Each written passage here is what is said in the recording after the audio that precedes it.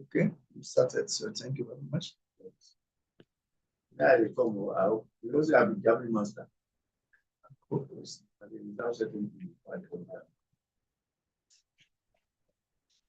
Om Gyana Timirandasya Gyana Gyana Salakaya Chaksu Militan Yena Tasmai Sri Gurave Namah Sri Chaitanya Mano Bisa. I've started though.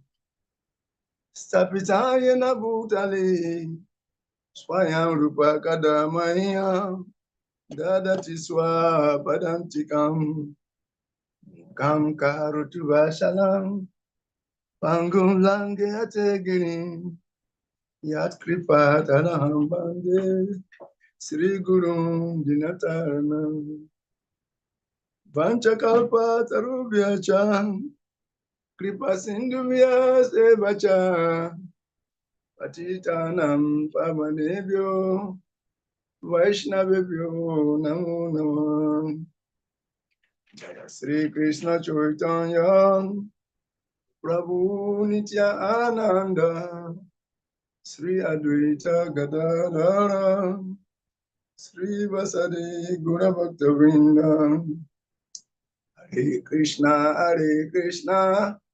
Krishna Krishna Hare Hare Hare Rama Rama Rama Hare Hare Hare Krishna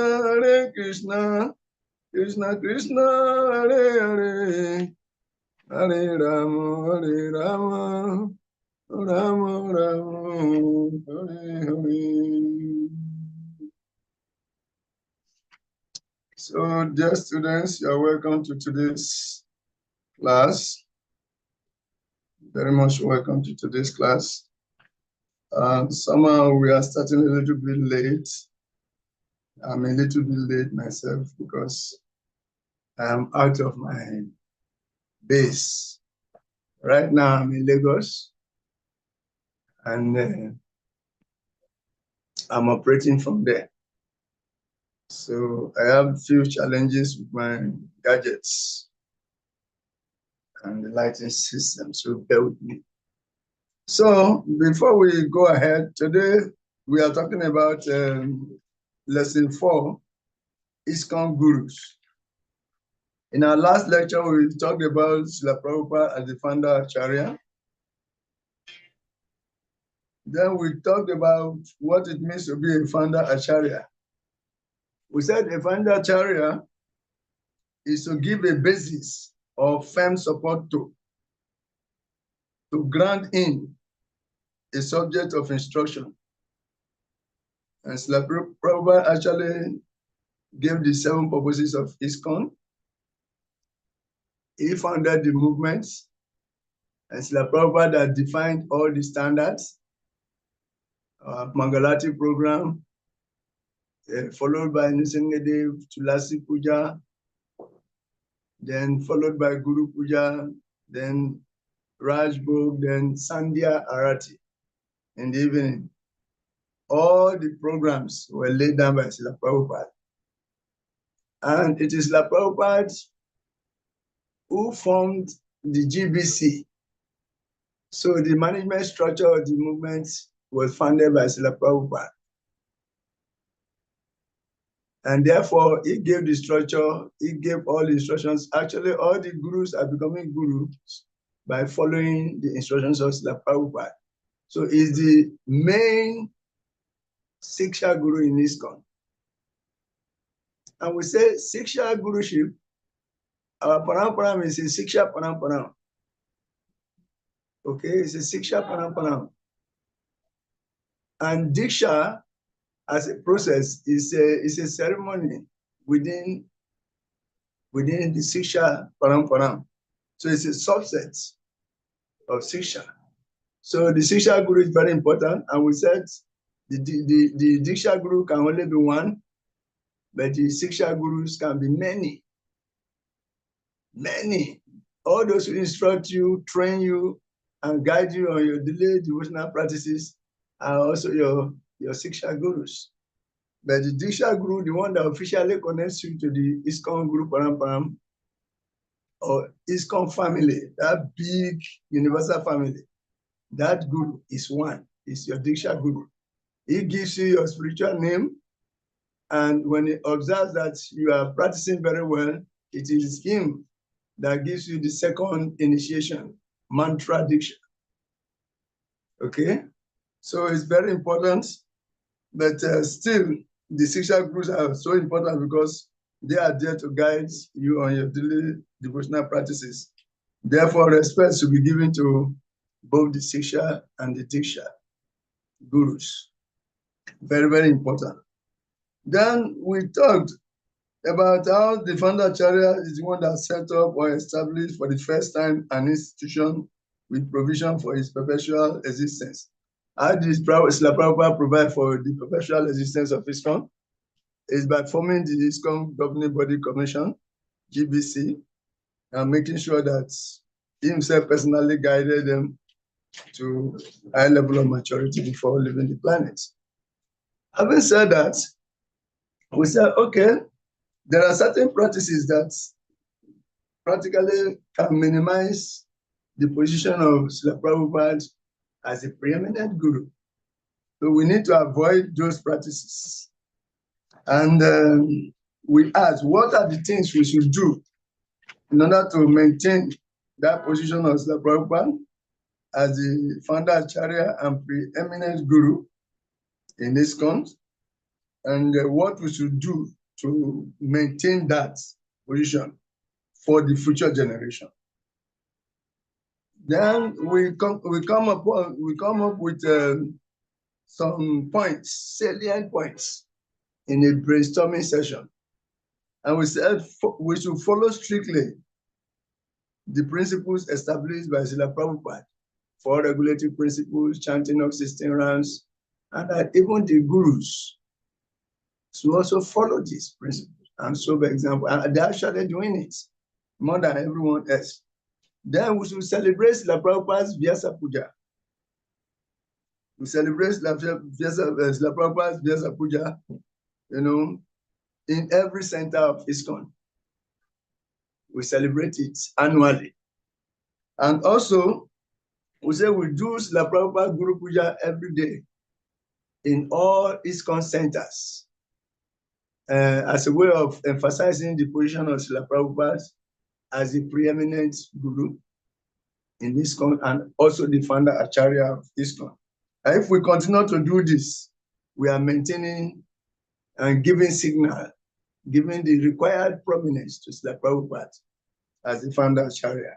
And also, Srila Prabhupada has written books that if we want to maintain the position of Srila Prabhupada and also give that signal to future generations that Srila Prabhupada is the founder Acharya and the preeminent guru, we must all continue to distribute Srila Prabhupada's books.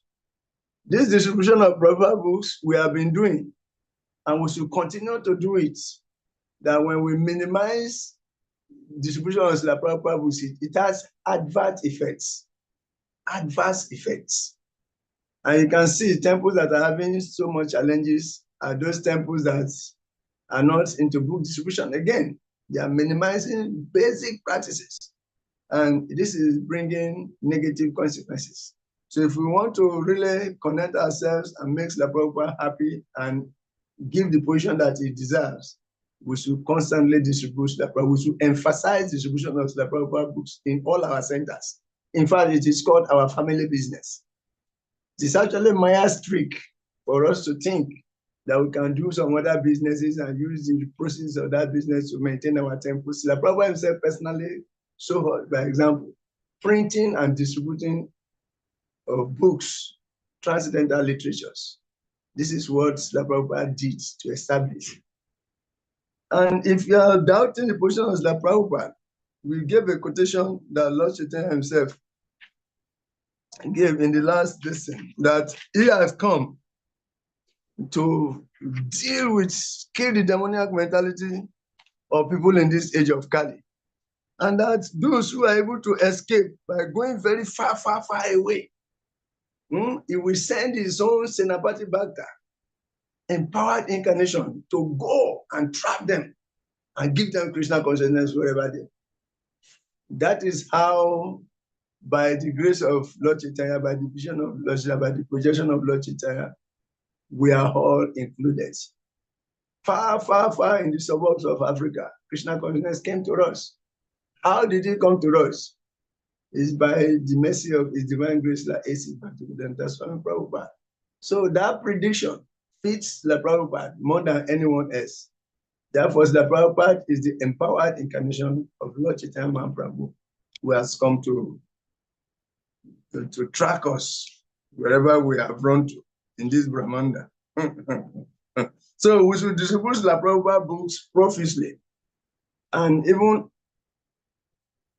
annually, the Prabhupada himself established this December marathon to intensify book distribution. Okay? So please, please, please, let us be connected. Then we should regularly read and study the Prabhupada books, because we cannot just be distributing the books without knowing the contents. And even Srila Prabhupada himself was personally reading his books. And some of his leading disciples asked him, Prabhupada, you wrote these books, why are you reading them? Srila Prabhupada said he himself did not write the books. They were dictated to him by the super soul, and he just put them down. So himself is reading his books to let you know that it is very, very important for all the disciples to study the books. Okay? So Srila Prabhupada, by reading Srila Prabhupada books regularly, and by extension, quoting Srila Prabhupada regularly, we maintain the position of Srila Prabhupada as the preeminent guru in this ISKCON and the founder Acharya. That Diksha gurus and Siksha gurus should regularly glorify Srila Prabhupada. They should regularly do Guru Puja for Srila Prabhupada as conducted in all our temples. And we should continue to project Srila Prabhupada in all our projects and missions. That's why if you open any temple or any project and you make a signboard, at the base of the signboard, that founder Acharya, Srila AC, His Divine Grace, AC Bhaktivedanta Swami Prabhupada. And even our letter headings, once it is ISKCON letter headings, there is a provision, founder Acharya, Srila AC Bhaktivedanta Swami Prabhupada. So in this way, we are projecting Srila Prabhupada in all our major missions, major activities, and major documents, so that Prabhupada remains the founder Acharya and the preeminent guru. Then we should regularly quote the Prabhupada when we are preaching, and we constantly abreast ourselves with the 7 purposes of ISKCON. I promise bringing the 7 purposes, but I'm dislocated right now. I'm in Lagos, and I don't have access to many of my things there. So just bear with me. I don't want to miss this class. That's why I'm coming in as if by force. But let us go on with it. So this next class is lesson 4. And it is ISKCON Gurus. That is the title. ISKCON Gurus. ISKCON Gurus. ISKCON Gurus. Lesson 4. And what is there? Let us make an overview of this lesson 4. The aim of this lesson 4 is to help students understand the role, position, and qualifications of ISKCON gurus, current and future, especially with regard to their loyalty to the teachings of Srila Prabhupada and the authority structure within ISKCON, so that will help students develop the appropriate attitude to gurus in other Gaudiya organizations, Vaishnava organizations. Then how do we achieve that? That by the end of the lesson, we expect that all students should be able to list ideal qualities of a disciple, To be able to discuss the appropriate general attitude of an ISKCON guru, current and future, in regard to their loyalty to the teachings of Srila Prabhupada and the authority structure within ISKCON. And also to demonstrate the appropriate way to deal with a situation where in the instructions given by one's guru differ from the instructions given by one's local temple authority.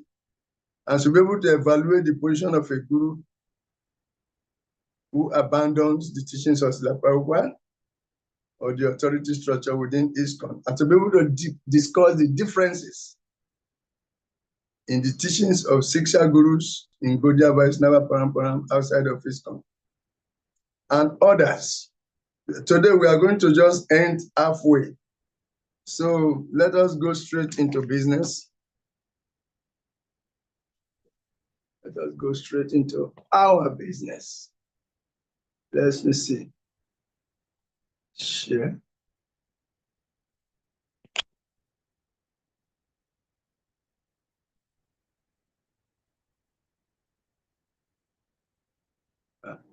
Want to share? Well, please bear with me as I'm struggling with my computer. I'm trying to use a phone to share, so I'm finding the little difficult. Image from file, the documents, screen. Screen is what I'm trying to share. Start now.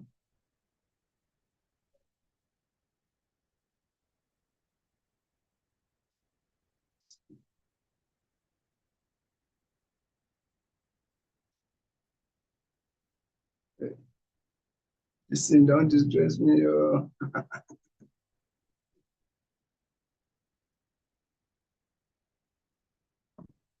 Oh, Krishna. Hare Krishna, Hare Krishna. Please, the sharing is becoming difficult because of the device I'm using. So let me just go on so that we don't interrupt the flow. So, ISKCON gurus. This is lesson 4. ISKCON gurus. So we are going to discuss about the qualities of a disciple, attitude of an ISKCON guru, gurus and ISKCON authorities, instructions, gurus outside of ISKCON. Now, qualities of a disciple. See, it is said that a disciple must be qualified and a guru must be qualified. So what are those things that are expected of a disciple? Because if the disciple is not on track, it gives anxiety, it weighs down the guru. And that's why it is always a contract. At the point of initiation, you make vows before taking the initiation. So you have your part of the contract, the guru has his part of the contract. So what are some of the qualities expected of a disciple? You are potential disciples, so be interactive. What are some of the qualities expected of a disciple? There is a box there in your student handbook. You can write them down later. Qualities expected of a disciple. The disciple, Yes. The disciple must first stop eating of meat, egg, and then Fish. he must also study to learn to chant 16 rounds and Avoid illicit. stop eating of meat, fish, egg, and avoid illicit sex, and also chant 16 rounds every day. It's okay. Your point is gotten. It's clear now that a disciple is expected to follow the 4 regulative principles and also to chant at least 16 rounds of the Hare Krishna mantra. That's a very good point. Yes, that is one basic expectation of a disciple. You are not a disciple if you are not following the instructions. Even after taking initiation, If you are not following the instructions of your guru, that means you are not a disciple. A disciple is he who follows the discipline given by his disciple, his guru. He followed the discipline given by his guru. So he's a disciple. That's why instructions are very important. The guru gives you instructions, don't do this, don't do this, do this, do that. If you are following those instructions, then you are a disciple. But if you don't follow these instructions, even if you are initiated, you are actually not a disciple because you are disconnected in consciousness and in activities. So it's very important for a disciple to follow. Okay, yes. Having said that, which other expectations do we have of a disciple?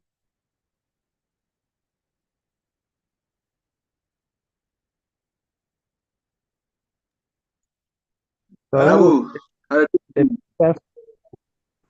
Yes, Dr. Joshua. Hare Krishna, Prabhu. Hare The Krishna. disciple must, sorry, the disciple must carry out the instructions of the guru. Yes, yes. It's the same thing we are explaining. You follow the regulatory principles, then he must carry out the instructions of his guru. The disciple must be humble. Must be Humble. a disciple must be humble. Yes. Humility means carrying out the order of the guru. Yes. No matter what, the instructions given by the guru should not be neglected. That is humility. Yes. And it should not be in a challenging spirit. The disciples must be ready to receive instruction and try to carry it out without editing it. That's a first class. He said that a first class disciple is a disciple who even anticipates the mind of the guru. What the guru wants to do. The guru has not said it, but a first class disciple knows what the guru is expecting him to do. So he does it without being verbally or vocally instructed. He does it. He's a first class disciple. Before he comes, he has already done what is expected. The guru becomes very pleased with him. But the second class disciple is the one who carries it out, who is able to do, carry out the instruction of the guru. Guru says, okay, go and do this, then he's able to carry it out. He's second class. And the third class disciple is he who, even after being instructed by the guru, cannot carry it out, cannot implement. He doesn't have the spiritual strength to even follow the regulatory principles. So that is third class. So yes, the disciple must be ready to carry out the instructions of the guru without any editing. Yes, any other point? Hare Krishna, Prabhu. Hare Krishna. A disciple must have the love of God and the love for others. Okay, a disciple must have love for God and also love for others. Actually, love for God is too far. It's too far. We don't even see God. We cannot hear him even when he's in our heart and he's speaking to us. He's always speaking to us, but we don't even hear him because of contamination. So let us be ready. Once we are ready to respect others, have love for the people we are seeing, then by extension, we say we can eventually come to the point of love of God. So let us be able to love our God brothers. Let us see beyond the body, where the particular devotee comes from, his physical, biological family. Let us see beyond that. Even if a devotee has physical deformity, let's see beyond that. We should learn how to see that this is a soul who is occupying a physical body. And this soul is trying to reconnect with Krishna. Therefore, it's a bhakta. I'm a bhakta trying to reconnect. It's a bhakta trying to reconnect. So what are those things that will uplift the soul? We focus on that. And if that person is doing those things that will uplift the soul, for instance, is chanting, is having an affinity for listening to class, is having interest in eating only prasadam, not boga, you should respect that devotee. and you should try to serve him as much as possible. So when you are doing that, gradually you begin to see how everything is connected to Krishna. Then you begin to see Krishna in everything and in every situation. Then you begin to act consciously. That's why it is said that first you have to become conscious before you can become God conscious. If you are not conscious, you cannot become God conscious. First, be conscious of your real identity as a spirit soul. Be conscious of the laws of God, the laws of nature. Be conscious of what you do, how it affects others, positively or negatively. So be conscious of following the regulative principles. To be conscious of whatever we do. Then, if we become conscious like that, we can become God conscious. You have to become conscious first before you become God conscious. So thank you very much. More expectations of a disciple. Bravo. Yes. A disciple should not gossip about a guru, either Diksha Guru or Siksha Guru or Guru Paramparam or Yes. the entire ISKCON. Very important. Not only gurus yes. Not only gurus, but he should not be involved in gossiping even about his god brothers, other devotees. It should start from there. If people are talking negatively about a particular devotee, don't go and join them. Don't be comfortable sitting there listening to negative talks about other devotees. Okay? You should be disinterested in that kind of association. What to talk of gossiping about gurus? That is even too far, too far. Don't gossip, don't listen to gossip about other devotees where they are talking down or I mean that person is low. And if you go and listen to the person, you will also start talking the way the person is talking. Before you realize you implicate yourself in committing offenses against other Vaishnavas. It's very, very dangerous. So a disciple, one of the qualities expected of a disciple is that it should be free from, it should avoid bad association, it should be free from talking negatively about others. It should not blaspheme other devotees. Okay? What else can we remember? What are some of the things, more things that we are expected to do as disciples? Before one can be called a serious disciple, what are some of the things he should be doing? Prabhu, Yeah. a disciple must be ready to serve senior Vaishnavas. A disciple must be ready to serve senior Vaishnavas. Very, very important. In fact, there are some disciples who are only interested in serving the guru. Sometimes a whole year, they will not come to temple. The very day they hear that guru is coming, you will see them appear in the temple. They appear, they attend all the programs. When the guru comes, they go and be the gate man for the guru. Anything, before you can see the guru, you have to pass through them. Immediately the guru leaves, they also disappear. So the appearance depends on the physical appearance of the guru. And they disappear also accordingly when the guru leaves physically. This type of disciples, they are called canistas or neophytes devotees. Understand? They are called neophytes devotees. Okay? So Yes. we should be to serve every devotee. Why? Because the guru sent his mercy to those people through the other senior devotees. That's why the guru himself doesn't come to directly manage temple as temple president or coming to be temple commander. He's out there doing things on behalf of everybody and on behalf of himself in the service of Krishna. So he has representatives. So if you ignore those representatives who are supposed to guide you on how to perform daily devotional service, if you ignore them, then how do you get their mercy? You deprive yourself of the mercy of those Vaishnavas. And unless you are a servant of the servant of the servant of the servant of the servant of the servant 100 times, Lord Chaitanya says you are not actually my devotee. Lord Chaitanya doesn't consider you a devotee if you think that you are his own devotee. But when you see yourself as the servant of the servant of the servant of the servant of the servant of the servant, then you are actually his devotee. So let us learn how to serve other Vaishnavas. then we get their mercy. That mercy will purify us so that we can also become exemplary, reputable, respectable vice numbers. Vice numbers that others will look up to in order to make advancements. Vice numbers that when people serve them, they get some purification also. They carry the prophylactic purifying potency of the Lord. Gora Karuna Shakti, the mercy potency of Lord Chaitanya, they carry it.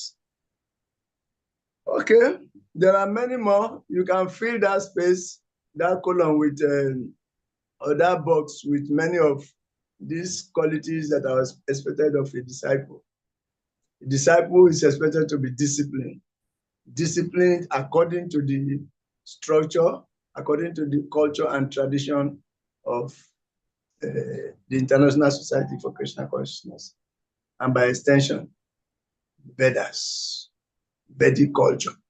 We are expected to be regulated, activities are to be regulated by the scriptural injunctions, disciplined by the scriptural injunctions. We don't do things anyhow.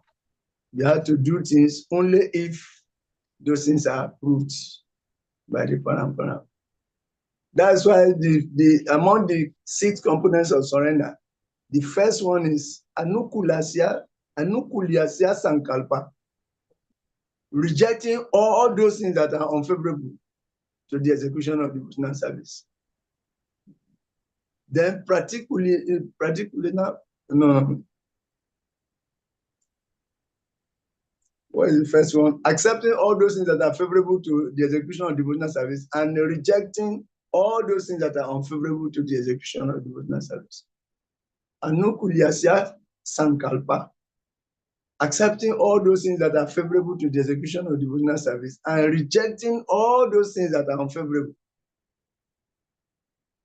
Association, books, anything, food, anything that is not favorable to the execution of devotional service, you avoid it. These are the first 2 components of surrender. Anukulyasya sankalpa, praticulyasya. Some things are anukulya, favorable to devotional service, you embrace them. Other things are praticular, unfavorable to devotional service, you reject them. That is the beginning. So no meat eating, fish or egg. Eating of meat is unfavorable to devotional service. Eating of eggs, gambling, intoxication, all these are unfavorable to the execution of devotional. So you reject them. Then following the 4 regulative principles, chanting 16 rounds, favorable to devotional service. Association of devotees, favorable to devotional service. Attending Bhagavatam class, attending Guru Puja, all the programs, are structured by Isla Prabhupada, favorable to devotional. Accept them, embrace them, and do them with all your heart. Then you see yourself advance. Okay? So let us be ready to be disciplined so that we can become proper disciples. That's the first point. Then, Hare Krishna, are there some questions or commentaries on these points? Yes, Prabhu, there is another one I want to add. Time. No. Huh?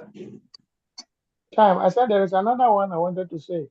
A disciple must be on time. Say it, please. Say it. A disciple must always be on time because we are dealing with Krishna a disciple and must deities. be on time. That is a sign of commitment. Consistency is the worst word. A disciple doesn't do things whimsically at his own time. He follows the specified time. So when it is time for Mangala Arati, if Mangala Arati is going to be 4:30, a serious disciple will wake up by 3 o'clock or 3:30. Then he will bath, dress up, and go and be ready, waiting for the altar to be open. So it's always on time. When it is time for cleaning, immediately he puts his japa down and he does his cleaning. When it is time for group puja, he's there on time. He doesn't just do things whimsically, but he acts according to the stipulated program given by the founder Acharya, which is carried out by the current gurus, Diksha and Sikshas. So, yes, a devotee should always be on time, ready to do things on time. To do that, time will also recognize you and become favorable to you. That is the formula. Okay, so having said this, let us now gravitate to the other end. We have talked of some of the attitudes, appropriate attitudes expected of a disciple. Then, what are the appropriate attitudes expected of an ISKCON guru?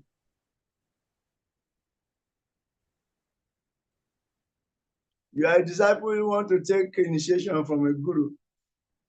So it is important to know what are the appropriate attitude of an ISKCON guru in regards to one, the teachings of Srila Prabhupada, and in regards to two, his attitude towards ISKCON authority structure.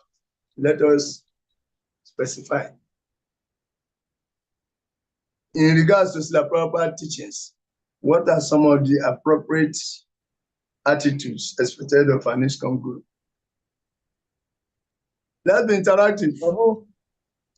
Yeah. ISKCON guru should teach the same doctrine as Srila Prabhupada did. He shouldn't add or remove. He should teach the same doctrine from Lord Chaitanya Mahaprabhu as Srila Prabhupada does. Thank you very much. Thank you very much. Dr. Felix, you hit the point on the head that a guru, ISKCON guru, should never compromise the teachings of Srila Prabhupada. And he should be ready to present them without any adulteration or bringing in something new, thinking that Srila Prabhupada did not bring what he's supposed to bring, so he is bringing something new. You see? Such attitudes should be avoided. He should present what Srila Prabhupada presented without any adulteration. He should not manufacture any philosophy from his own mental factory and present it that he's also a guru now. So he has some realization that Srila Prabhupada did not have. No. He should never compromise the teachings of Srila Prabhupada. No adulteration, no bringing in something new that Srila Prabhupada did not mention, no speculation. Yes, thank you very much. Any other points?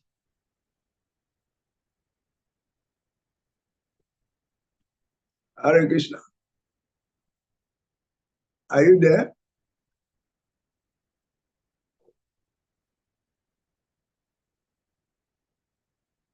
Also, a guru should be well versed in our scripture. A guru should be well versed in the teachings of Srila Prabhupada. A guru should be well versed in the teachings of Srila Prabhupada. Very, very important. So that he should be able to answer the questions posed by his disciples or others. A guru should be able to defend the movements when it's challenged or when devotees are challenged. A guru should be able to represent Srila Prabhupada by authoritatively establishing the transcendental position of ISKCON philosophy. Okay? Anything else? In relation to loyalty to Srila Prabhupada's teachings, what are some of the expectations of a guru?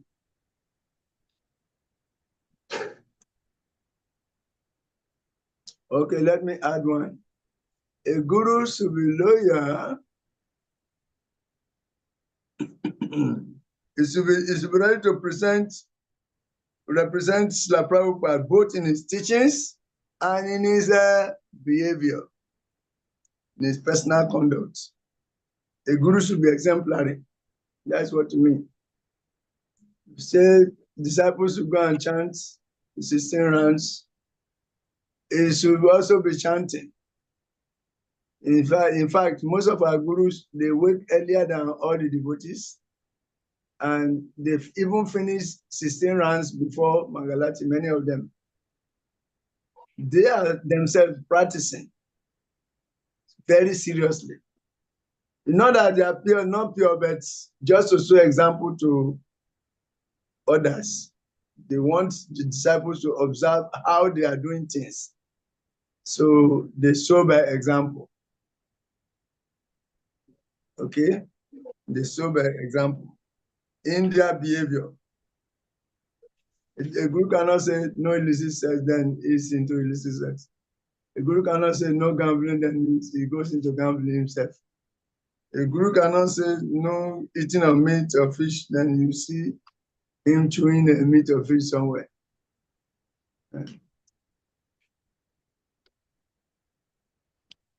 Okay, that is that. Then what about Guru's appropriate attitude towards authority structure of ISKCON? If you have the student's handbook, you look at page 23, you will see the structure. You will see the structure on page 23 of your student handbook. And there, you can see that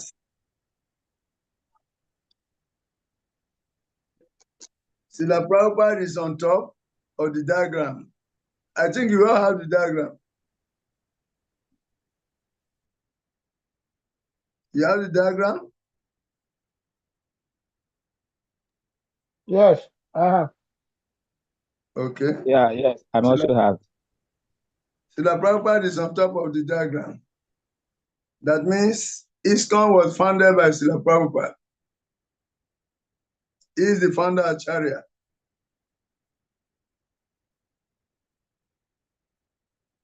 Okay. He is the founder Acharya.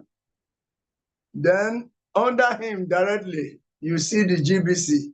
We would have displayed it, but my device is fighting with me, so that's why I couldn't display it properly.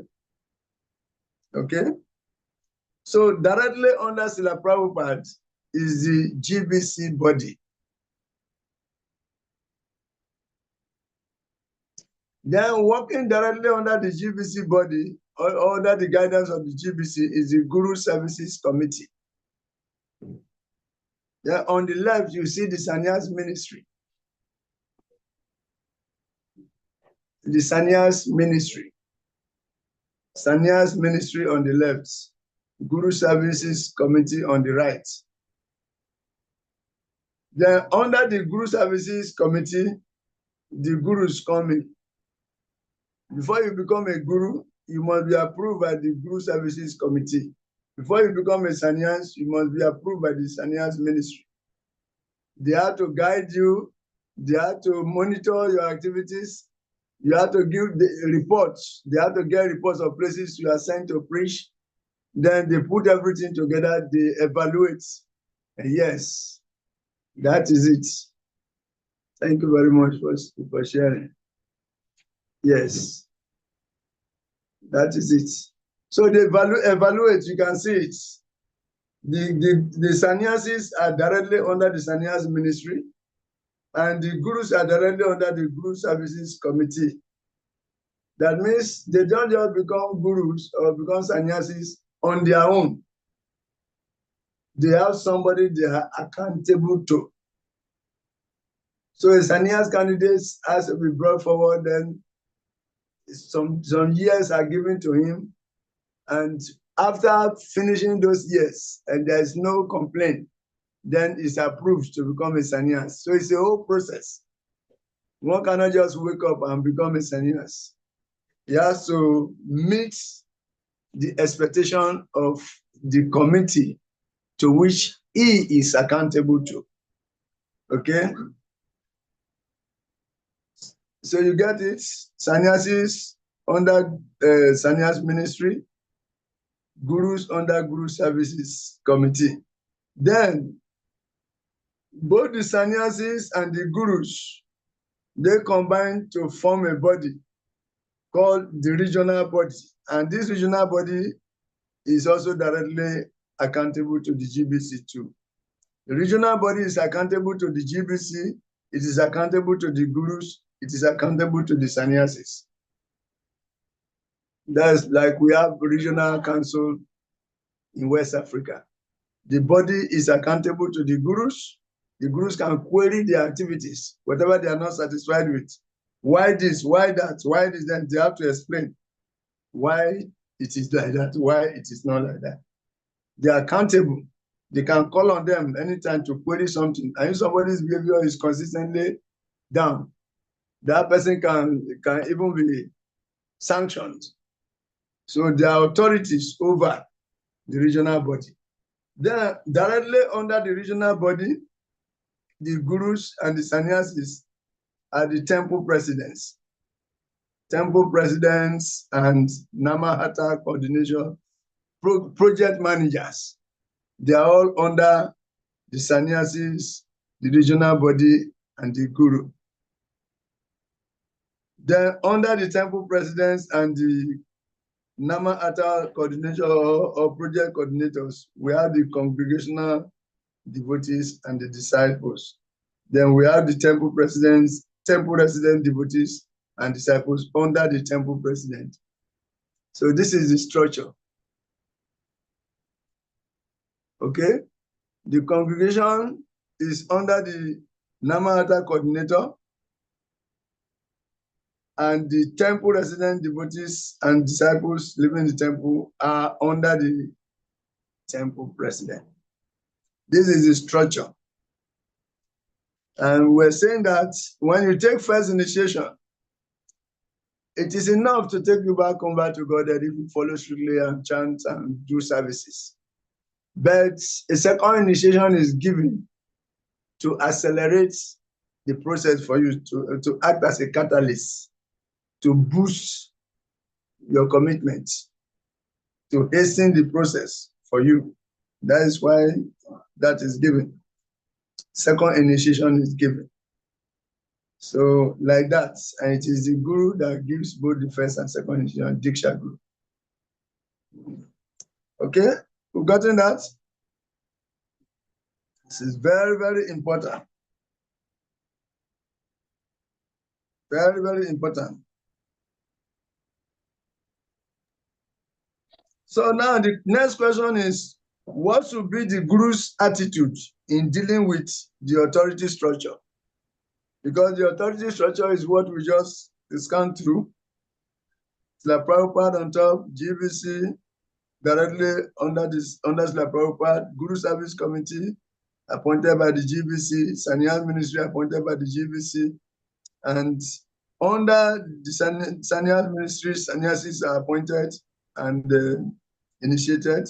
Then gurus are initiated under the Guru Service Committee. They are brought forward. Then the regional body, then the temple presidents, then the Namahata centers, then all the devotees are under them. That is the structure. So this is the question we are asking. What should be the guru's attitude in dealing with the authority structure? First, the guru should be under the GBC and follow the instructions of the GBC. The guru should be under the GBC and follow the instructions of the GBC. The guru should be under the GBC, follow the instructions of the GBC. He should also preach to his disciples to follow authorities and the GBC or the GBC's instruction. The guru does not, stop his disciple. He encourages disciples to follow his own authority. They should follow the GBC. He quotes the GBC. He let the disciples know that he's also acting under the GBC. He's not alone. He has a support system. He's not acting on his own independently. Even though he's a guru, he's working with a committee. He's working under GBC. And he should let disciples know this structure, that everybody is accountable to somebody in this movement. So in this way, we get support. We are not alone. We are a tree with many branches, but all the branches are connected to the stem that is getting to be connected to the root. The root is Krishna. The stem, main stem is the Paramparam system. And all the branches are connected to the Paramparam system. branches and sub-branches. All are interconnected. This is a big tree. This is the structure. Okay, you got it? So those who preach to their disciples to follow the authorities of the GBC and let them know that he himself is following the authority. And he should not become independent or autonomous. A guru should not be independent, should not act independently. He is accountable to the GBC. Because if anyone is left to act independently, a lot of things can go wrong also. Like if you have a broom and you separate a stick, separate one of the broomsticks, okay? You just separate one. It can easily be broken even by a child. But when the broom is in a bundle, it is bonded together, there is collective potency. So if the guru is acting in harmony with the structure, it's like in the boy is a bundle of broom. It's not alone. You cannot break him.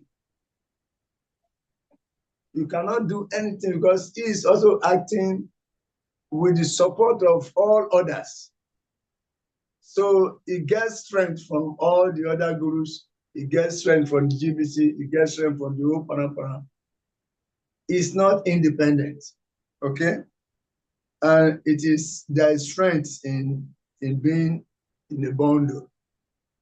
There is a great strength, an insurmountable strength in following the structure. So everything that comes to him belongs to his con, especially he should be accountable to the GBC. Okay? What is good about this structure is that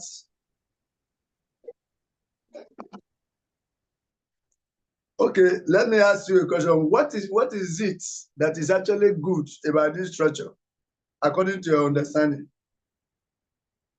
What is good about this structure that is noteworthy, according to your understanding? This structure that we have just displayed on the screen, what is good about it?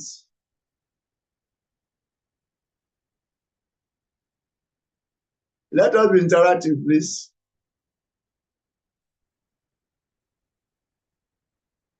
Dr. Atto, what is good about the structure of this GBC? A structure given by Srila Prabhupada, the structure that we displayed on the board. What is good about it? Hare Krishna, Prabhu. I think, yes, I think what is good about the structure is that it gives us a clear picture of how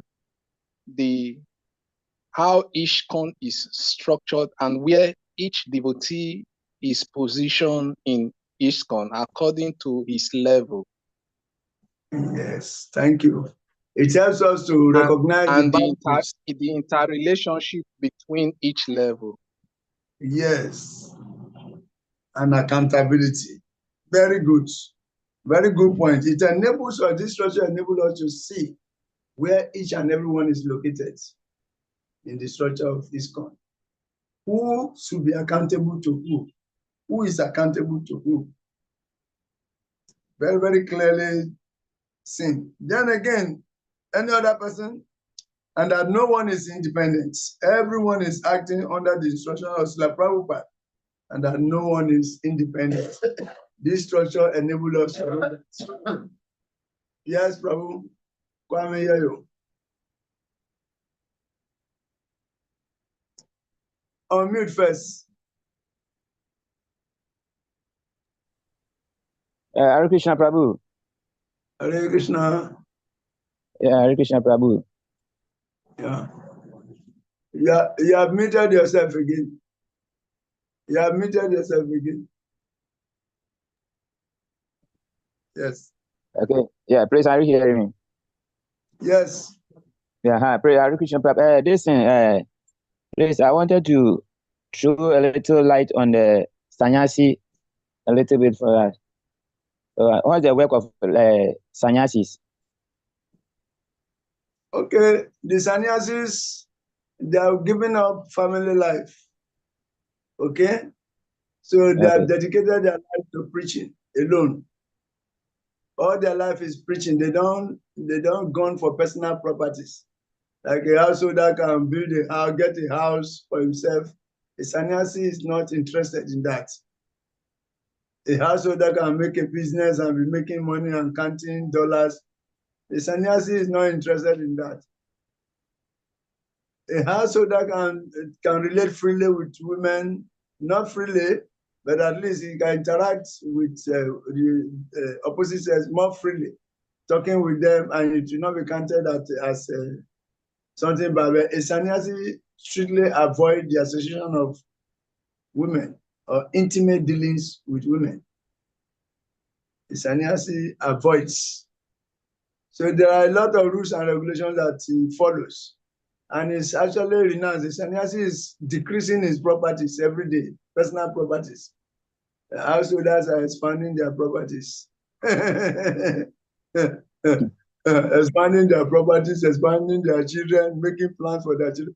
The sannyasi is thinking of how to connect as many people as possible in this world to Krishna before he leaves it. But that is just his sin. He doesn't care. Or whatever austerity you need to perform to connect people to Krishna consciousness. That is where his interest is. So he's a preacher, he's a renounced monk. Renounced. He has renounced desire for personal aggrandizements entirely. Therefore, it needs to be worshipped. He's not into sex anymore. This material world is conducted by sex energy. A sannyasi is officially disconnected from that energy. He withdraws.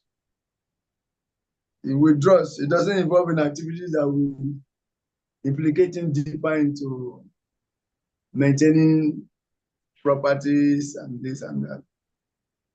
So a brahmachari who is very strict, he also follows the same principles of a sannyasi, but the sannyasi is more intense. So that's why from brahmachari you can become a sannyas. You see, and the whole bottom point is that even if you're a householder, to become a good householder, first you have to practice the principles of a brahmachari first. You have to live a life of self-control. You have to live a regulated life so that when you enter household life, you can regulate yourself within the household. So first, you have to become a brahmachari staunch, following all the regulatory principles and very strictly before you qualify to become a householder. When you become a householder, then your activities are regulated with scriptural injunctions. Your householder, you are not a Giriamedi, you don't act anyhow as a householder. You also follow very strictly. Then when you finally decide to give up household entanglements, you follow a process and you become a vanaprastha, and from there you become a sannyas also. See, so it is a very beautiful, forward-looking, dynamic process. Wherever you are, act according to the rules and regulations there, and you are connected. Rivo. Okay, so what more is good about this structure?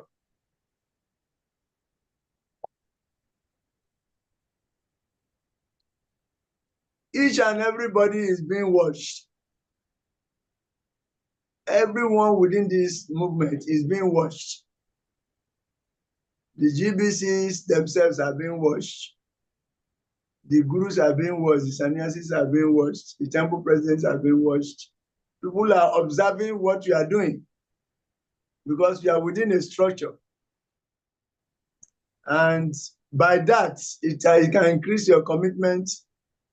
It can increase your accountability, and it can increase your protection, spiritual protection. You are not alone. You get strength from all others. Okay? And every devotee's needs are being cared for by this structural arrangement. The gurus are being cared for, the sannyasis are being cared for, The GBC, the temple presidents are being cared for, the regional body managers are being cared for. Everybody is being cared for. See, who is caring for you? That is the person on top of you, the person you are accountable to. So nobody is left out. Nobody is left out. Everybody is being cared for because everyone is accountable to everyone else. This is the beauty of the structure. Okay? Now, Okay, sir. yes, let us see what Bhaktisiddhanta Saraswati says. Bhaktisiddhanta Saraswati Thakur, at the time of his departure, he requested all his disciples to form a governing body and conduct missionary activities cooperatively. He did not instruct a particular man to become the next Acharya, because in every movement or organization, this is a source of problem. When the founder Acharya leaves the body, the disciples begin to compete among themselves who is to become a founder of Acharya. They want to lead everybody. This one thing that you are not qualified, I know you. You know you that used to drink Banku, Katenkwain, seriously, drinking soup and licking your hands. You know, you want to come and act as a guru on top of me. I know everything about you. Eh? Are you not the one who couldn't wake up to chant, to attend program, and we used to pour water on you? Now you want to take to become a guru on me? So there will be conflict among those who are mates, that are senior devotees that are mates. They begin to compete among themselves. Then there will be problem. And during Srila Bhaktisiddhanta Saraswati's time, he saw it. So he told them they should form a governing body commission. He did not appoint a specific person to succeed him, that you are the next guru. No. The one that is most qualified by the result of your preaching, your position will be known. Srila Prabhupada was not appointed by his preeminent guru of his time. Srila Prabhupada became a guru by his preaching, the result of his preaching activities. He emerged. He came out to the limelight, and everybody saw him, and there was nothing anybody can do. He has emerged. He has emerged. He went to the West. He established the International Strategy for Krishna Consciousness, and the disciples he has made. These are the evidence of his successful preaching. And that extended to you and me. By his grace, you and me, we are also getting connected to the transcendental movement. All glory to Srila Prabhupada ki jai. Yeah. Yes, so that is it. At that time, when Srila Bhaktisiddhanta Saraswati left, the senior devotees, the senior ones, sannyasis, were struggling to occupy which ashram. Oh, that ashram should be mine. This your ashram should be yours. That ashram, no, this is the best ashram in the whole building. It should belong to the senior most. I'm the senior most president. Instead of focusing on preaching, they were competing to occupy best rooms and all that. The Bhaktisiddhanta already saw it. He said they should form a governing body commission. And Srila Prabhupada followed that same example. He formed a governing body commission. And before he left, he carefully guided them to start, how to go about it. He was personally guiding them to a high level of maturity before he left. But there were some problems after he left, but they've been able to resolve it by his mercy. It has been resolved. Therefore, up to now, GBC that he established is functioning as the #1 governing body. The highest authority in this country is the GBC. So that is due to its arrangement. Then again, in the next slide, he said, but just after his passing away, his leading secretaries made plans without authority to occupy the post of Acharya. And they split into 2 factions over who the next Acharya will be. Consequently, both factions were asara or useless because they had no authority, having disobeyed the order of the spiritual master. The spiritual master wanted them to preach and become authority, make a GBC and work together, make a governing body commission and work cooperatively. Instead of working cooperatively, they became divided. And that means they ignored the order of the guru. And therefore, both of them are considered asara, so useless. You see? So that is not what we expect. What we expect is that we should carry out the order of the spiritual master, and that will protect us and make us become useful rather than being useless. Then the next slide is position of Srila Prabhupada. Those who accept the service of Diksha Guru or Siksha Guru in ISKCON are required to be exemplary in representing Srila Prabhupada's teaching in their words and personal behavior. The Siksha Guru gives spiritual instructions and inspirations on behalf of Srila Prabhupada. Then the next slide is that the Diksha Guru gives spiritual instructions, inspiration, formal initiation, and spiritual name, and later imparts the sacred Gayatri mantra to the qualified disciples as service to Srila Prabhupada and our Guru, Aram Param. Then the next question that arises,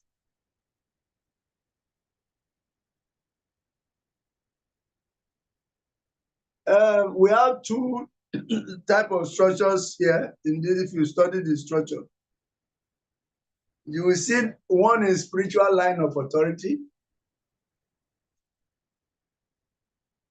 Dr. Richard, are you there? One is the spiritual line of authority. If you study the structure critically, one is the spiritual line of authority. The other one is the managerial line of authority. Two authorities are there in this structure. One is the spiritual line of authority, where you have the Diksha Guru. Then the managerial line of authority, where you have the Siksha Gurus who are managing the temple. Temple management and the Diksha Guru. So if you are a disciple, you are directly accountable to carry out all the instructions of your Diksha Guru. But your Siksha Guru is guiding you on a daily basis. So, for instance, your Diksha Guru sees that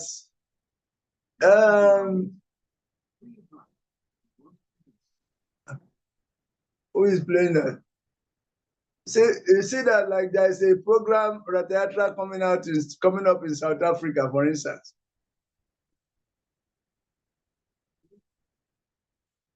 So we say, okay, this South African Ratayatra is an opportunity for my disciples in other places to come together to get some association.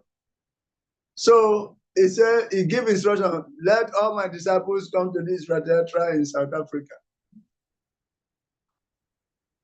Meanwhile, this person, one of the disciples, is a pujari in his temple, in a temple. And the temple management wants him to stay back and do the pujari work. While this guru has instructed that he should come to the Ratayatra for association. So which one is he going to carry out? Should he ignore the order of his guru and follow the order of the Siksha Guru, the temple management, or he should follow the temple management and ignore his spiritual master's order? How does it? So where there is a conflict between the two lines of authority, spiritual line of authority for the advancement of the individual devotee, and the managerial line of authority, also for the pleasure of Srila Prabhupada and continuity of ISKCON. How are you going to carry it out? What happens? What happens? The question is in your hand. Prabhu, the temple management can communicate with the guru to acknowledge the work that his disciple is doing at the temple. in his absence, maybe there's nobody to replace him or to continue his work. So with that, maybe by the mercy of the guru can decide the disciples to stay and perform his duty. That is a very beautiful solution. Yes. So that is a very beautiful one. But Dr. Atto, what will you do in such a situation if you are the disciple in question? Yes, if I am the disciple in question, I will listen to my guru, knowing that my guru and the temple authority are going to interact. And if that is the case, they interact, then I will listen to my guru. But if the decision is solely on me, because the deity Pujari attending to the deity, it is also beneficial because the guru also attending to the deity. So I will decide to stay with the temple authority. So there was a little breakage because of network. So if I understand you clearly, you will or do I repeat myself, sir? Yes, repeat it. Okay, what I'm trying to say, Prabhu, is that if my guru and the temple authority interact, after their interaction, I will listen to whatever he tell me to do. But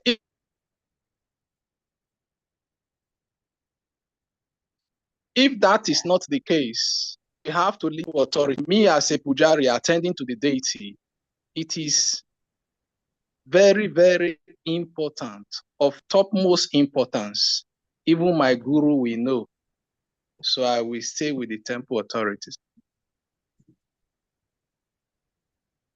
So if you stay with the temple authority, will Guru not feel that you have disobeyed him?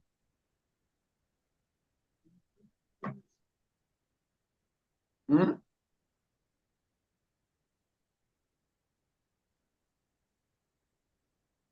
I don't know, sir. Here's a situation you don't want to disobey your guru. He has given you instruction like this. And also, you don't want to be in friction with your immediate temple authority. Because service is your connection. This person has given you this service on behalf of the Param. So yes, sir. you will not want to displease any of them. So practically, ideally, what should you do? I will attend to the deity, sir. That the guru may feel that you have disobeyed him.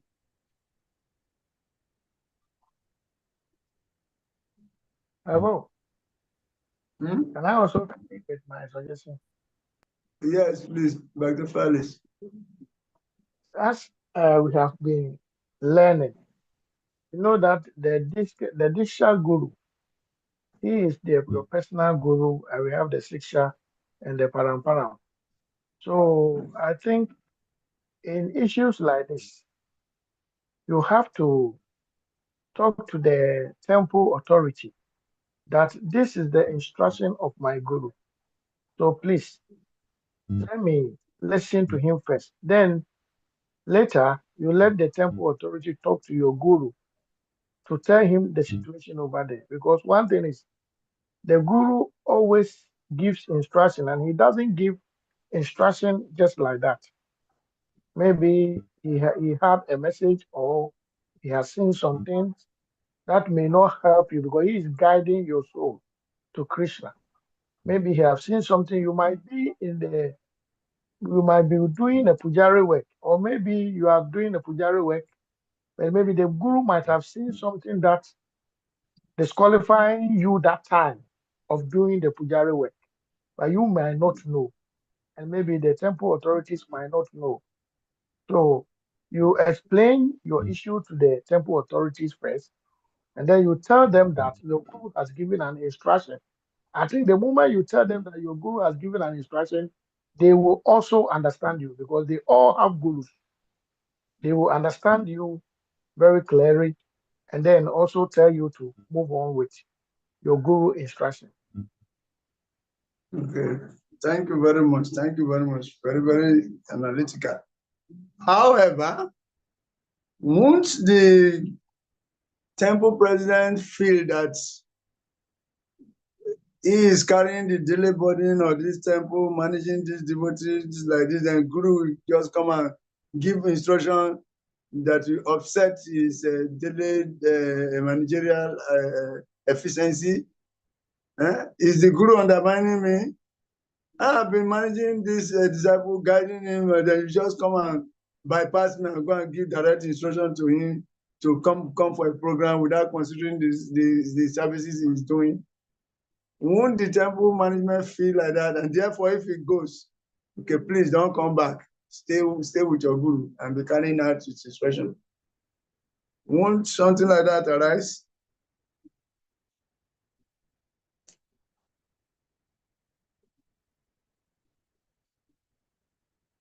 What do you think?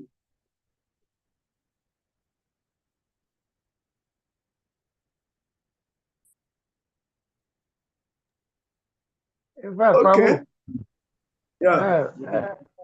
as you are asking, I think we have to follow the Guru Parampara.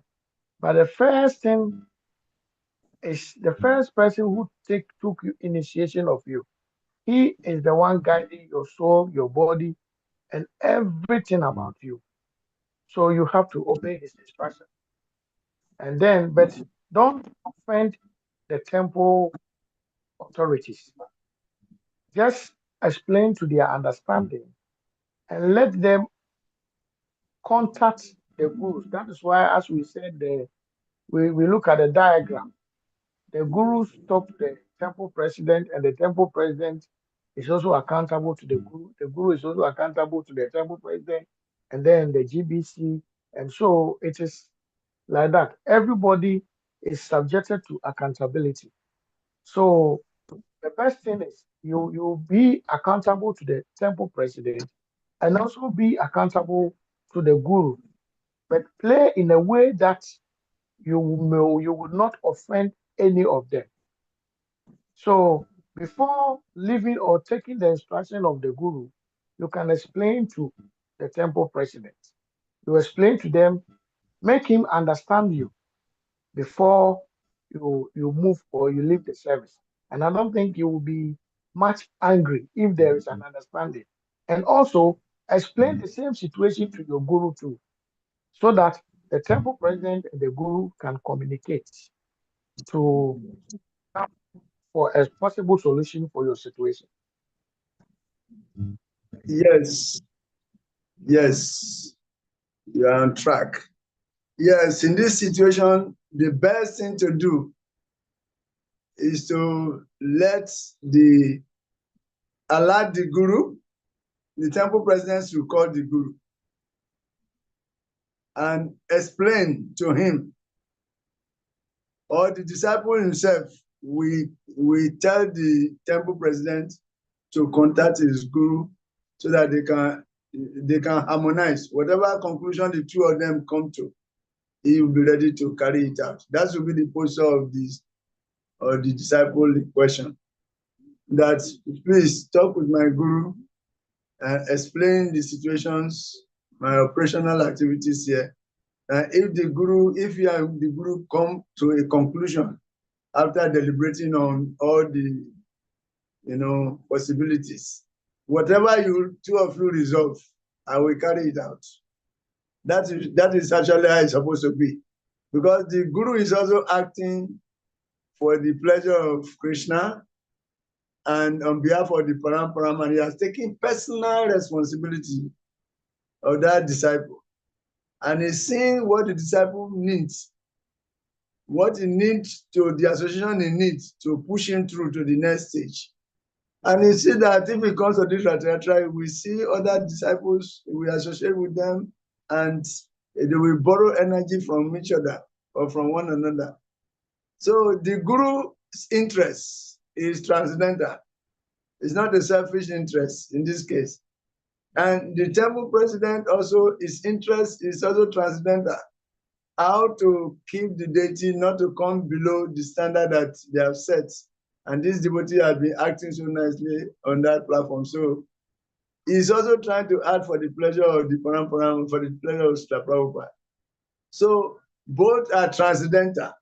So when these transcendental interests clash, you have to bring harmony.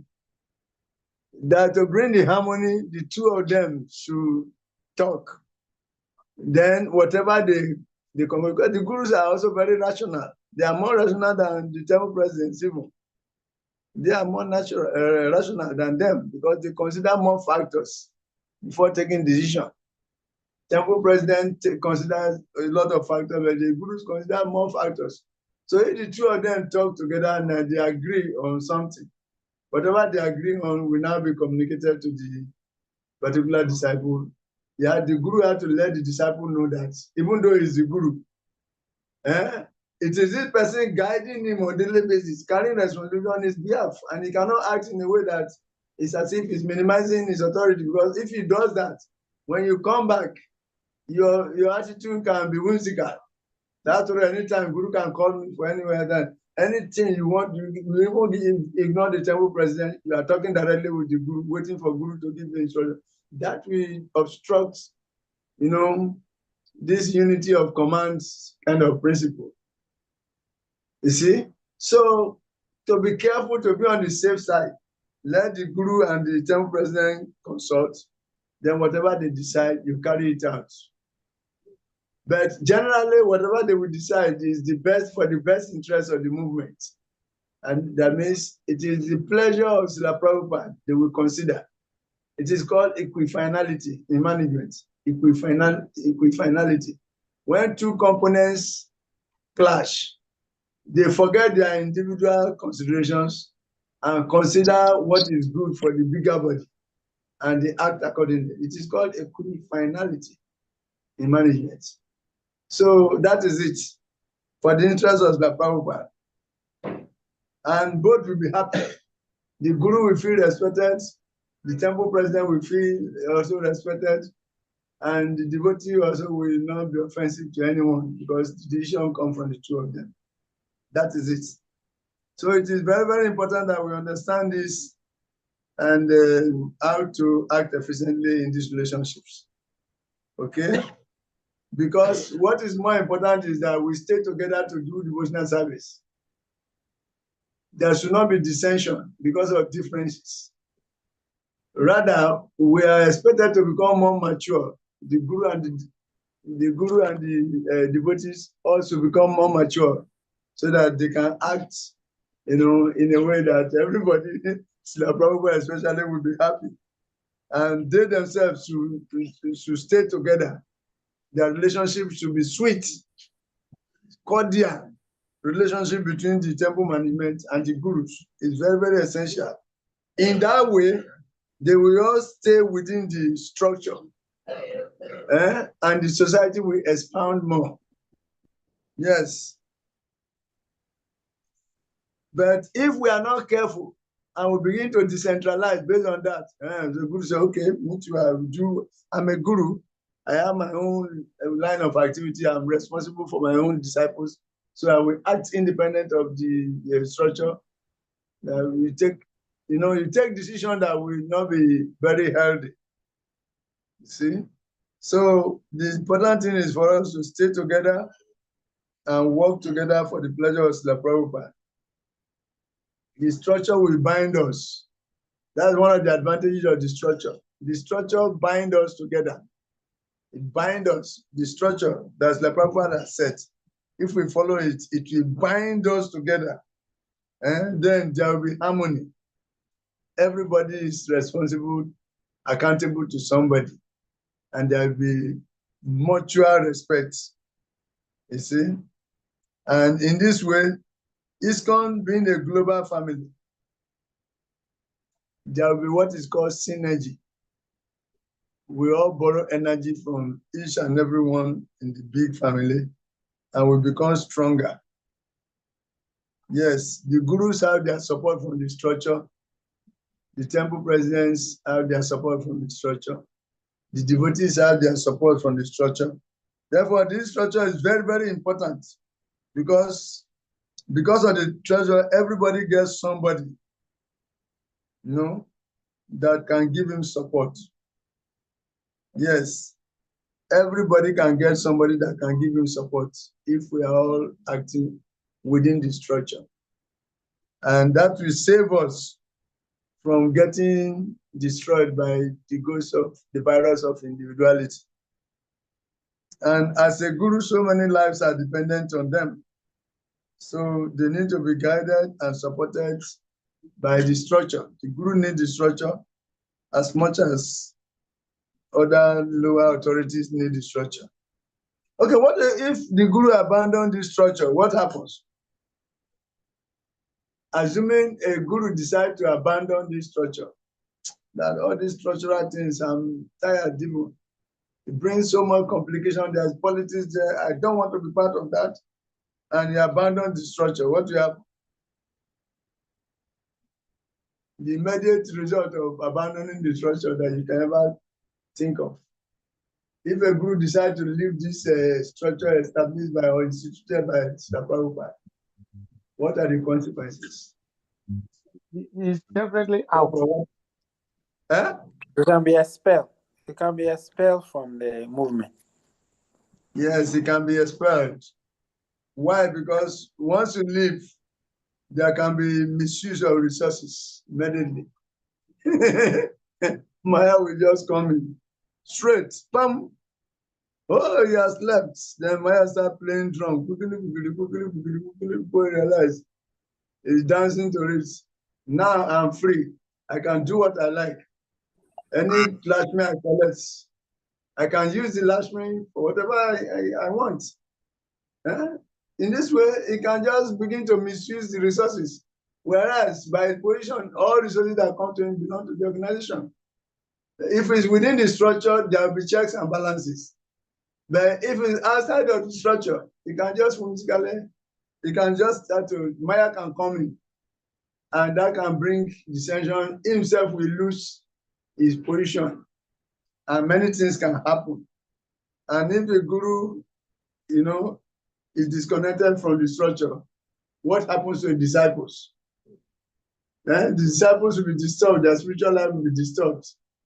So it is very, very important that we all embrace this structure that is laid down by Srila Prabhupada himself and start to act within the structure. Let us continue to act within the structure. It is very, very important. We all act within the structure. Why? Because there will be checks and balances. There will be accountability. Everybody's accountable to somebody. Then there will be protection. We'll be getting energy. There's what's called synergy.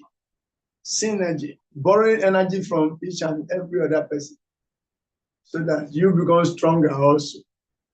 You borrow energy from others to fortify your position. The structure will protect you. The structure will give you that energy. So let us stay within the structure. It's very, very important. And just as we said, if there is a conflict between the instructions of the guru, Diksha Guru, that is spiritual line of authority, against the managerial line of authority, then there should be consultation. Sometimes even GBC is brought in. If the guru is not the GBC, this thing can extend to the GBC. GBC can come in. Then the GBC can meet with the guru and the temple manager. Then they all discuss whatever they resolve. Then the disciple carries it out. So in this way, the disciple will be protected from disobeying either of them. Because if you disobey the temple manager and go for your guru's call, the temple manager will say, okay, Kuku, stay with your guru. Don't come here again. That the guru has disrespected me. I've been taking care. How can you act like that? If you do like that, what are you saying? You are telling your disciple that my service is not important. Therefore, you can just pick you out. Therefore, your loyalty will be affected. If you are not loyal, how can you work properly with me? So it's causing dissension. To avoid that, let the gurus meet GBC plus the temple president, then they all agree on something.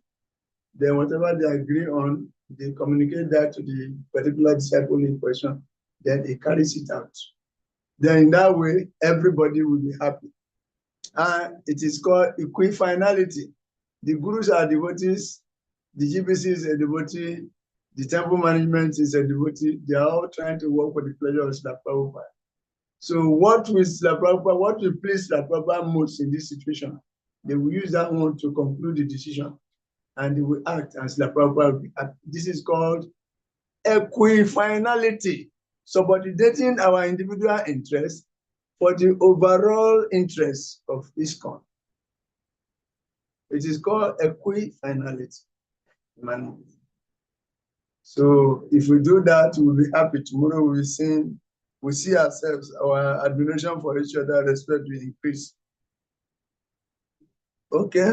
So what if Guru abandoned the structure? Then immediate reaction is that there could be misuse of resources, misuse of anything, and we create opportunity for people to doubt his integrity, and a lot of things can happen. So don't leave the structure. Okay? Okay? By remaining administratively connected to the structure, the Guru is spiritually connected to Srila Prabhupada. So don't leave the structure. If you accept the structure and you work within the structure, you are spiritually connected to Srila Prabhupada. Don't obstruct that connection. Don't interject that connection for your own benefit. So please, let each and every one of us act within the authority. There is administrative line of authority. There is a spiritual line of authority. The Guru did that, yeah. What do we do when there is a conflict or clash between the spiritual line of authority and the administrative? That we have just discussed. And also, another example is this. If a devotee is like in a particular yatra, a very good donor, he has been cultivated by the temple authority, temple management, until he comes to get a guru. But he's financially capable, so he's supporting the temple like anything. He's the main financier of all their programs. And suddenly the guru decided to initiate a new program, a new project somewhere. And he decided to pick on this disciple to go there. Say, go, change your location, go to this place, be the main support for that temple, and you will see Krishna has arrangement for you. Then as he goes, he gets a new job there, and he continues to get his money up. He's self-employed. He shifts his business there. Well, then the local authority, temple president, said, "What? Why is Guru doing like this? I've cultivated this guy from scratch. Now he's situated financially. He's supporting the temple without consulting properly with me. He has now moved him from here. How do I get the support now?" The temple authority become demoralized, and he begin to commit some offenses in his mind. So how do we resolve such situations? Everything boils down to the Guru communicating with the temple presidents, the devotees who bring the two of them together, let them communicate and decide on something, whatever they agreed on. The devotees will carry it out, and everybody will be blessed continuously. Okay?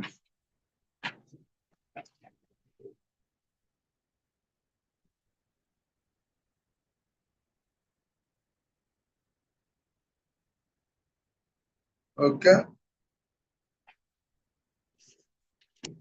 Okay. Yeah. So we thank you very much for today. We are very appreciative of your consistency and your commitments. It's a registration of determination. And Guru and Krishna will continue to bless you. Okay? And may you become good. May you become good disciples very soon. And if you're already a disciple, may you become a better disciple and attracts extra blessings from the entire Param. So having said this, we would like to conclude now. What is it? 9:15. We would like to conclude now. Are there some more questions or commentaries so we can conclude? Can you tell us, let us do a little internal review. Can you tell us one thing that you have learned today? Each and every one should say something. Otherwise, I will call your names one by one. So the sooner you voluntarily make it better. Hare Krishna, Prabhu. Hare Krishna, Bhakti Ato.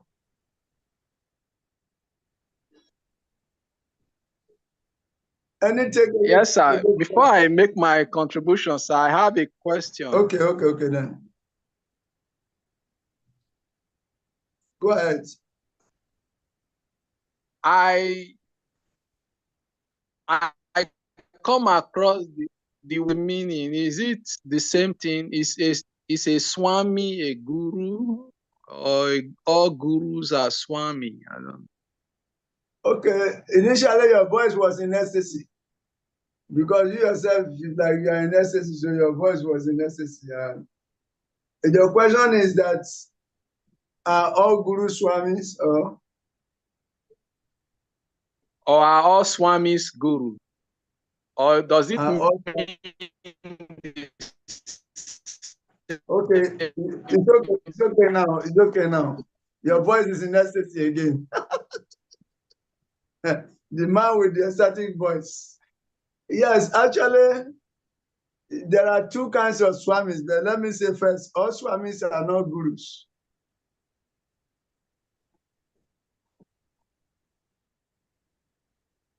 But we can say all Swamis are gurus because, yes, all Swamis are gurus. Let us say so. And all gurus are Swamis. All Swamis are gurus, and all gurus are Swamis. Because there are two types of goals. There is the Goswami, and there is the Godas. Swami means master. Before you address as Swami, that means you are a master. And what are you master of? You are a master of your senses. This is the root of the word Swami. Swami means one who is a master of his senses. One who is a master of his senses. Dasa means one who is a servant of his senses. So generally people are Godasas. But Krishna consciousness is training people to relocate from being Godasas to becoming Goswamis. So once you acquire the title Swami in ISKCON, already you are acting by example. You are living by example. Your behavior is exemplary. So any exemplary behavior is guruship. You are a guru, whether directly or indirectly. And generally, you cannot become a guru unless you are a master of your senses. So some people used to play with it sometimes. When they see their friends say, hey, Swami. But that one is a joke.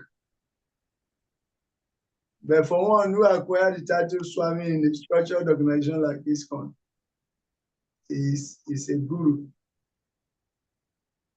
And though we say the sannyasis are also Swamis, are all the sannyasis gurus? Yes, they are gurus. They are Siksha gurus. They might not be Diksha gurus, but they are Siksha gurus. Okay? Yes, sir. Yeah, they might be, but not all Siksha gurus are Diksha gurus, but all Diksha gurus are Siksha gurus. all Diksha gurus are also Swamis. So, yes, a sannyasi is also a guru because he's living by example, but it's not officially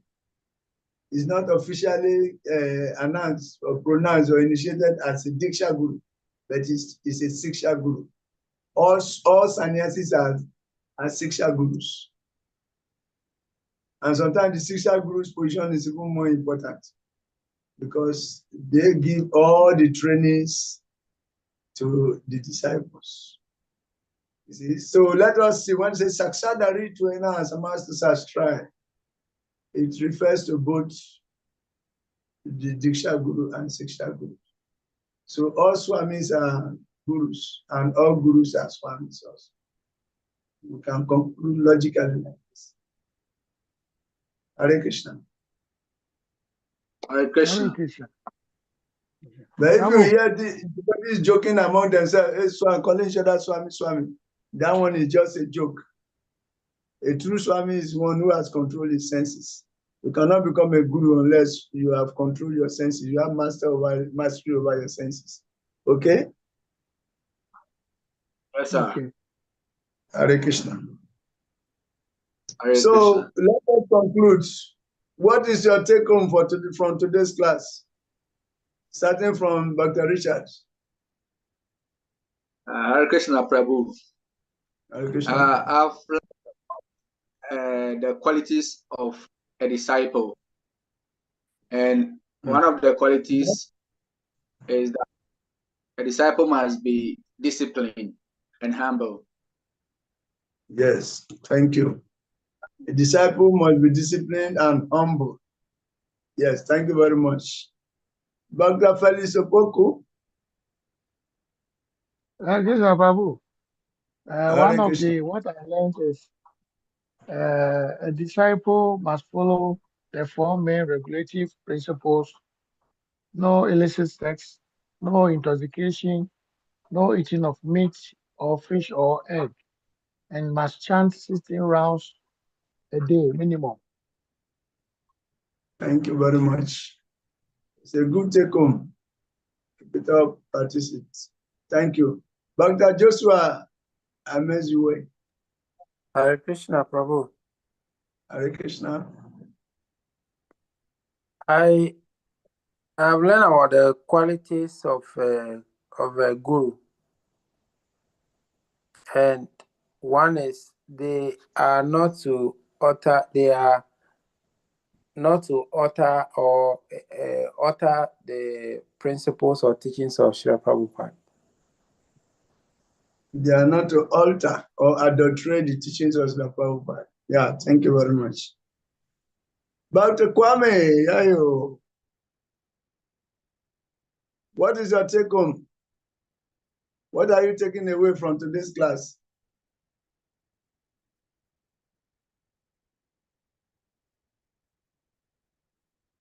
Unmute first. First unmute. Okay, Hare Krishna Prabhuji. Hare Krishna. I have learned a lot because the disciple must obey the guru instruction and is humble, it's not gossiping and other. So that's what I have learned from there today. Okay, thank you very much. Disciples should follow the guru's instruction. Yes, and you must be humble. Good. Good take home. Become such a disciple and you are there. Other fellows, second fellows. Hare Krishna, Prabhu. Hare Krishna. Please, I want to ask a question. Oh, you are taking us back. Okay, ask your question. It's like, I want to ask if, according to explanation that you have made,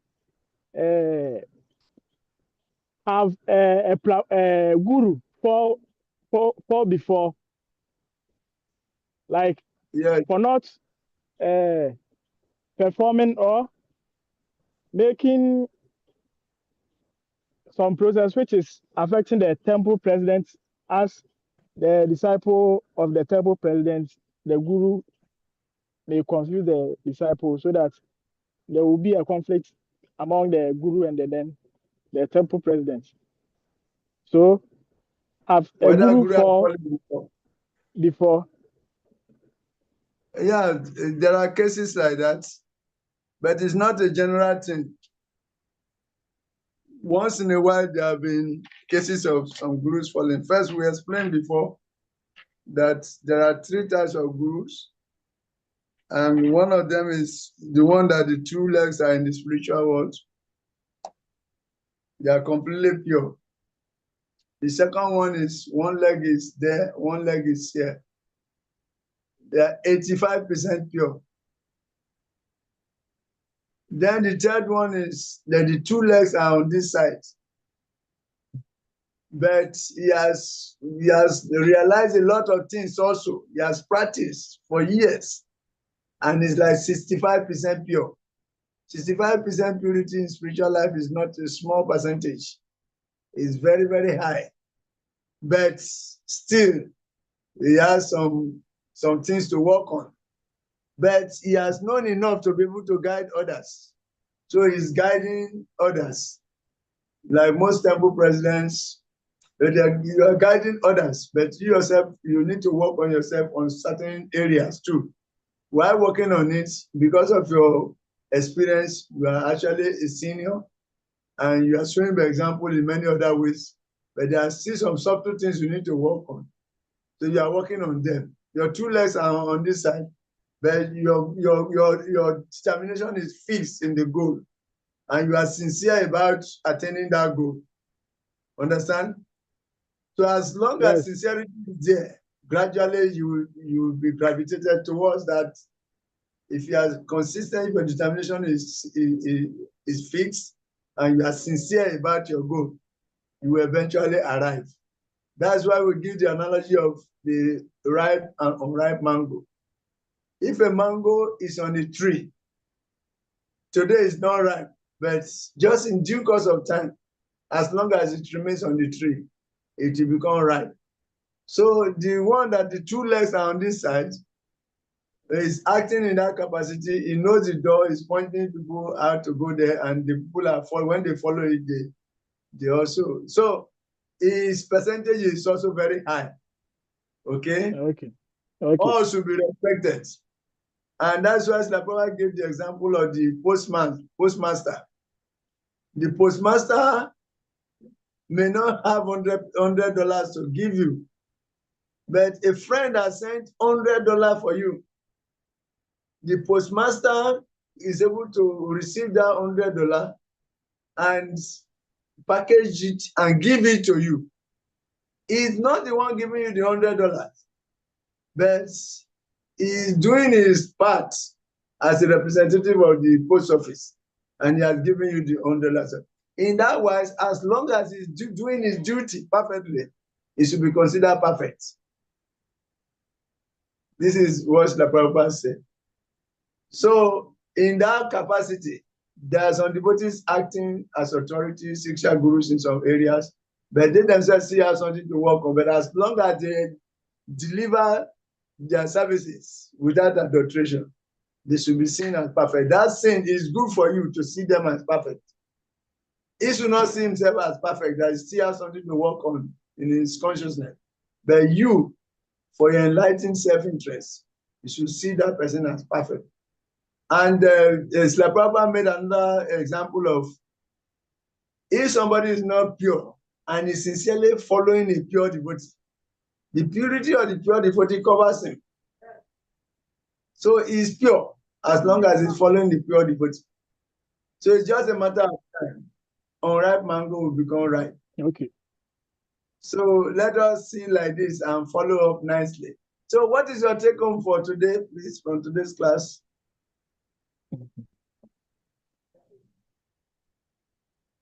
Okay, Prabhu. I'm asking you, what are you taking away from today's class? What capsule? I've learned about the accountability, about the levels in ISCON. Okay. Accountability as in the structure that is given by Srila Prabhupada. Yes. Srila Prabhupada, yeah.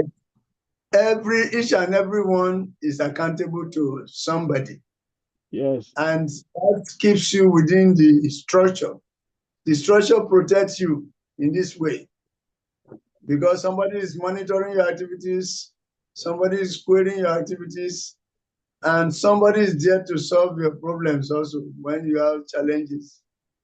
So in this way, you just remain loyal to the structure, don't move out. Stay within the structure and receive the protection of the structure. Srila Prabhupada, if you are following and getting protected by the structure, you are pleasing Srila Prabhupada. So remain there. Okay. Yeah. Okay? And work within the boundaries of the structure, and you will see yourself gravitating towards the desired goal. And you will get there by His grace. By His grace, you will get there. Hare Krishna. Thank you Hare very much. Krishna. Hare. Dr. Joshua, have you given your capsule? If Yes, not, give Prabhu. us. You give me your own. Yes, Prabhu. Okay, Dr. Jeremiah Kwaku Amenokwe. Are you there? Dr. Ato. Dr. Ato.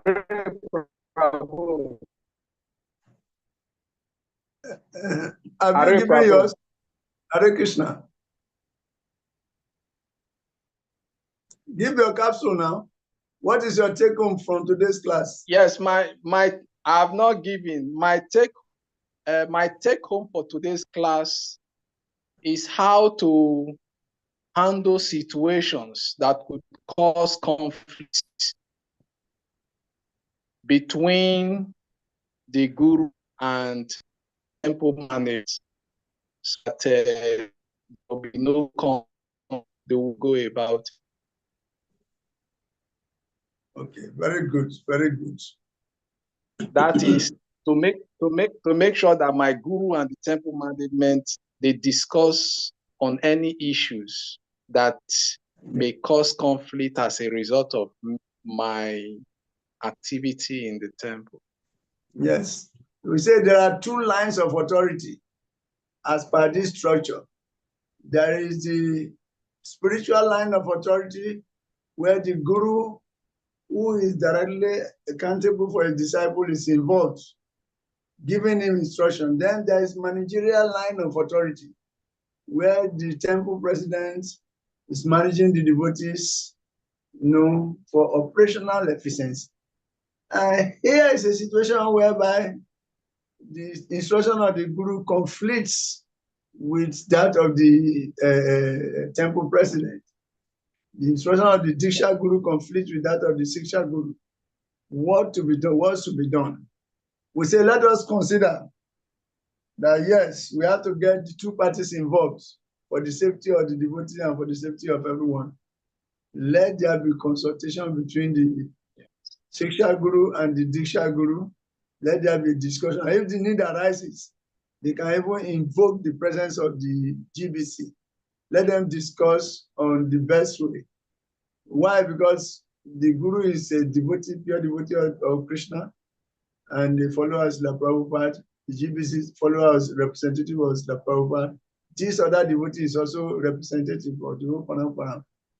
So if the pleasure of Srila Prabhupada is the bigger goal, then of course we can subordinate our individual interests to the interest of Srila Prabhupada and for the pleasure of Srila Prabhupada.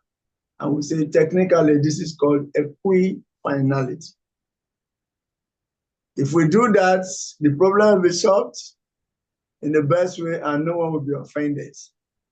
And it becomes a win-win situation. Hare Krishna. So thank you very much. And we're expecting, yes, we're expecting you on Saturday evening, where we conclude on this one, because there are a few more things to say. we conclude on this, then we start the next lesson, which is also very short. I think we'll definitely finish by this. Hare Krishna, thank you once again. Jai Sri Prabhupada. And forgive me for my not being able to share the PowerPoint because my computer is not with me here. I'm out of base. Somehow I'm trying to. Prabhu, please, what is the YouTube channel, the name of the YouTube channel that you always recommend?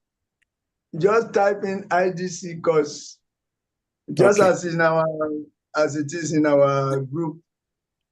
IDC COURSE 2025, something like that. You will see. Once you type it on YouTube, it will come on. Or Bhaktivedanta Academy for Culture and Education.